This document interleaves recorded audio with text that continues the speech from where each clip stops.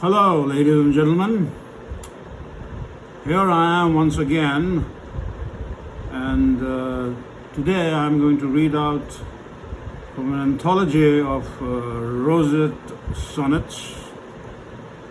And I must tell you that the Roseate sonnet as a form was created by Dr. Koshi A.V. in December 2012. These sonnets which I am reading are from a collection of sonnets which is titled or has been published by the name of the Roseate Sonnet Anthology. I'm going to read out a few sonnets written by Santosh Bakaya. The title of this collection of sonnets is You Heard the Scream, Didn't You? And this is one thread or one story told in the Roseate sonnet form with the help of 50 sonnets.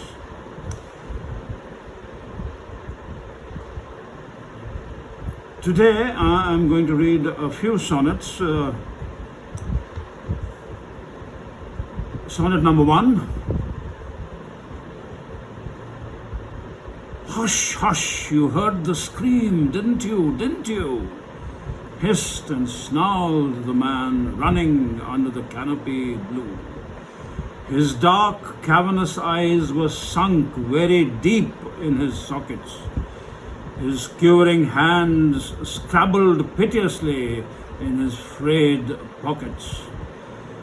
On dark nights he prowled hither and thither with a vacant look. Jeered the folks, beware, he's a crackpot, a swindler, a crook. His legs sagged at his knees. He was such a slovenly figure. He stank and sweat poured from his tattered clothes meager. Look, look, they're coming back. His eyes danced in mirth. They did a jubilant tango so merry as if rejoicing in a new birth. Ravaged as though by sudden pain, he stopped in his tracks. Overwhelmed by a memory, he peered into the dismal shacks. Slumped he so sadly on the malodorous road, things so grim. Everything was eerie. The stars looked condescendingly at him. Sonnet number 2. Who was he? This man was a tragic furrow on his forehead. Who was he? This man with a tragic furrow on his forehead, ridiculously attired, with a sparse growth of hair on his head. Seeing this apparition stumbling around, everyone wondered where his house, where his heart, why he so sadly blundered. Some people were intimidated by his suspicious appearance. Some so appalled when he suddenly shouted in vehemence. Some tried to read meaning in his gestures, absolutely curious. Then, not able to gauge the meaning, they grew insanely furious. Look, look, they're coming back. His eyes danced in mirth. They did a jubilant tango so merry as if rejoicing in a new birth. Running helter-skelter, he raised many an inquisitive eyebrow. Ominous glares he got from the well-heeled and the highbrow. Savory smells and hunger pangs made his stomach cry for food.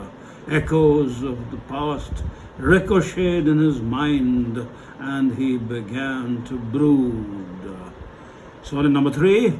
He peered into the distance, and his ear heard some sounds. His mental cacophony rose markedly above the barking hounds. He coughed as some broken dreams danced in his rheumy eyes.